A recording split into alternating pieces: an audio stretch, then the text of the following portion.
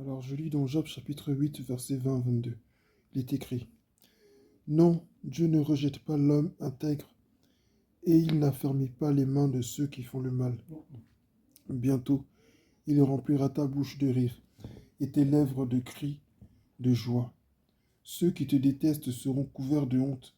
La tente des méchants disparaîtra. Amen. Nous n'adorons pas un Dieu injuste. Dieu n'encourage pas le mal. Dieu n'encourage pas l'injustice. Dieu ne s'est jamais rangé du côté du méchant pour le soutenir à écraser les justes. Dieu ne s'est jamais rangé du côté du diable pour faire du mal aux justes. Dans le livre de Job, Dieu ne se met pas du côté de l'ennemi. Mais Dieu lui dit simplement: Moi je connais mon serviteur Job. Dieu parle par la foi qu'il a placée en son serviteur Job, parce qu'il connaît Job, il connaît le cœur de Job. Il sait jusqu'où le cœur de Job peut aller. Il connaît bien les capacités de Job, et il sait que Job ne l'abandonnera pas. Alors il dit à Satan: Vas-y, mais seulement ne touche pas à sa vie.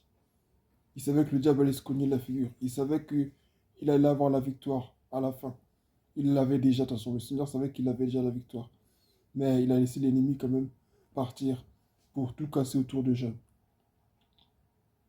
Ici, il est écrit: Non, Dieu ne rejette pas l'homme. Voilà, c'est une intervention d'un de ses amis qui dit: Non, Dieu ne rejette pas l'homme intègre, et il n'affermit pas les mains de ceux qui font le mal. Bientôt, il remplira ta bouche de rire et tes lèvres de cris de joie. Ceux qui te détestent seront couverts de honte, et la tente des méchants disparaîtra. Ici, l'ami de Job est en train d'illustrer la fin de toute chose. Amen. Amen. Si tu es intègre, si tu marches vraiment avec le Seigneur, Dieu finira toujours par te justifier, par défendre ta cause. Amen. Et il humiliera ceux qui t'humiliaient, il ridiculisera ceux qui te ridiculisaient, il rejettera ceux qui te rejetaient, Amen. il te défendra face à ceux qui t'attaquaient. Et puis, toi, tu seras dans une posture de justice, de joie, de restauration, de réconfort. Dieu nous veut dans la justice. Amen. Amen. Il y a une condition, il dit: Dieu ne rejette pas l'homme intègre. Il n'a pas dit Dieu ne rejette pas l'homme religieux, l'homme qui va tous les jours à l'église, l'homme qui va tous les jours au temple, l'homme qui fait tous les jours le sacrifice, l'homme qui fait... Non, il dit l'homme intègre. L'homme intègre, c'est quoi? C'est celui qui sait détecter là où il y a la malice, là où il y a la corruption, et qui refuse de, d'y prendre part. Amen. Celui qui voit là où il y a le mensonge, peu importe à quel point il est bien dissimulé, il va toujours refuser d'y prendre part. Et ce, peu importe tous les bénéfices, tous les avantages qui lui sont présentés, il le refusera. C'est ça être intègre. Et beaucoup de chrétiens ne sont pas intègres. Et ils réclament la justice de Dieu. Dieu est amour, hein, c'est vrai. Mais Dieu n'est pas un enfant. Dieu n'est pas injuste. Tu ne peux pas critiquer ton frère toute la journée.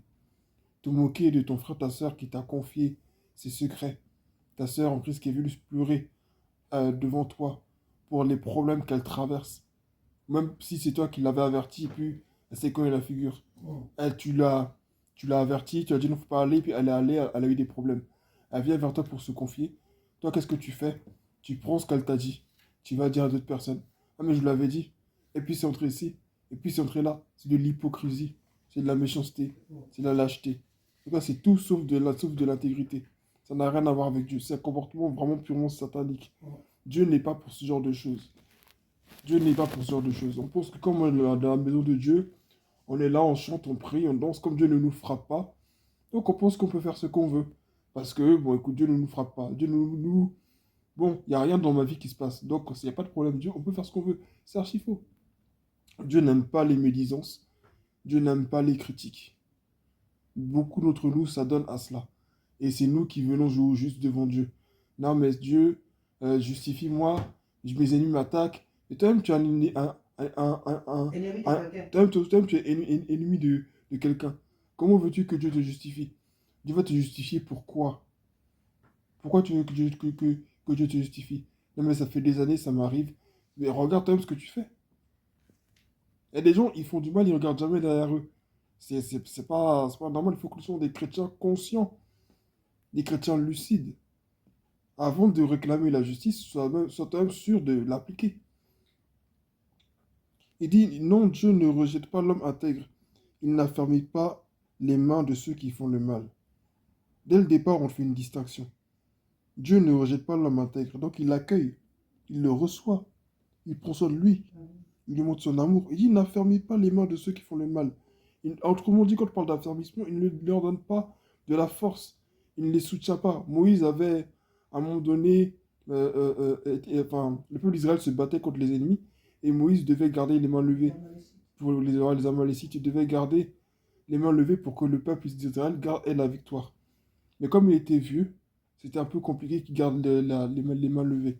Alors, qu'est-ce qu'ils ont fait, Josué et Caleb, si je ne me trompe pas? Ils ont mis des pierres sous ses mains, sous ses bras ou sous ses mains, pour que ses mains restent levées. Parce que donc, quand il avait les mains levées, Israël commençait à avoir la victoire avec le dessus. Mais quand il baissait les mains, par la fatigue à cause de la vieillesse, ben, Israël commençait à perdre petit à petit. Donc, ils ont mis des pierres sous ses bras pour le soutenir. Autrement dit, ils ont affermi les mains de Moïse. Amen. Mais Dieu ne fait pas ça pour les méchants. Amen. Dieu ne fait pas ça pour les méchants. Amen. Dieu ne fait pas ce genre de choses pour les méchants. Nous devons être sûrs nous-mêmes de vraiment accomplir la volonté de Dieu, de vraiment être des personnes justes devant le Seigneur. Vous savez, les critiques, ce n'est pas juste des paroles, c'est même les regards que nous nous lançons les uns les autres, les pensées, les sentiments que nous avons les uns vis-à-vis des autres. Je vois ma soeur prêcher, et puis je la regarde, je me dis, oh, elle prêche, elle. Elle prêche, c'est pas elle à qui on s'est disputé hier, elle prêche. Les critiques comme ça, Dieu n'aime pas. Dieu n'affermit pas les mains de ceux qui font le mal. Le mal qui est fait, c'est pas celui qui est visible. C'est même celui qui est dans mon cœur, celui qui est dans mes pensées. Donc faisons vraiment attention. C'est vrai, c'est un petit passage qui parle de la promesse que Dieu fait à un être humain, qui aujourd'hui peut se sentir accablé, persécuté, humilié, rejeté, attaqué. Et Dieu te dit que t'inquiète pas, ça va bien se finir. Je suis avec toi, ça va très bien se finir. Mais attention, sois sûr d'être aussi du côté de l'Éternel. Parce que Dieu, dans tous les cas, hein, il finit toujours par punir le méchant. Dieu finit toujours par punir le méchant. Même si il semble faire le mal dans le vide et qu'ils ne sont pas, et que ça n'a pas l'air d'atteindre quelqu'un, tout ce qu'on fait, ça finit toujours par, par être récompensé, d'une manière ou d'une autre. Donc, sois sûr d'être du côté de Dieu pour que le jour où Dieu se lève, là, que tu sois sûr qu'il ne se lève pas contre toi, mais pour toi. Amen. Pour que tu sois sûr que quand le Seigneur va se lever, là, ce ne sera pas contre toi, mais pour toi. C'est très important.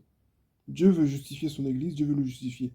Il faut que nous aussi nous arrêtions de faire ce qui ne plaît pas au Seigneur. Il peut arriver qu'on ait certains défauts, mais qu'on essaie comme de changer. Amen. Mais quand tu es dans une situation comme celle-là où tu as des gens en face de toi qui te font du mal, qui ont des comportements mauvais, sois sûr que toi-même aussi tu n'en as pas à leur égard. Parce que Dieu n'acceptera pas que tu viennes juste devant lui jouer aux victimes. Non, mais ma fille, ci, m'a fait ça. Ma fille, ci, m'a fait ça. Mais moi-même, je suis dedans. Moi-même, je suis pareil. Il m'a critiqué, mais je l'ai critiqué aussi. Il m'a fait du mal, mais moi aussi, je lui ai fait du mal. Donc, que veux-tu que Dieu fasse? Je me suis déjà vengé. Dieu ne va rien faire du tout, je me suis déjà vengé. Il dit, à moi la vengeance, à moi la rétribution. Moi, je vais venir, je vais me venger. Parce que non, on m'a fait ça. J'ai démontré que moi, on me doit du respect. Ah bon? Et Dieu, on lui doit quoi alors? Qu'est-ce qu'on lui doit alors? Si toi, tu dois à tout prix du respect, qu'est-ce que Dieu, on lui doit? Donc, Dieu défend ses enfants. Dieu défend ses enfants. Dieu défend ses enfants. Que son nom soit béni. Amen.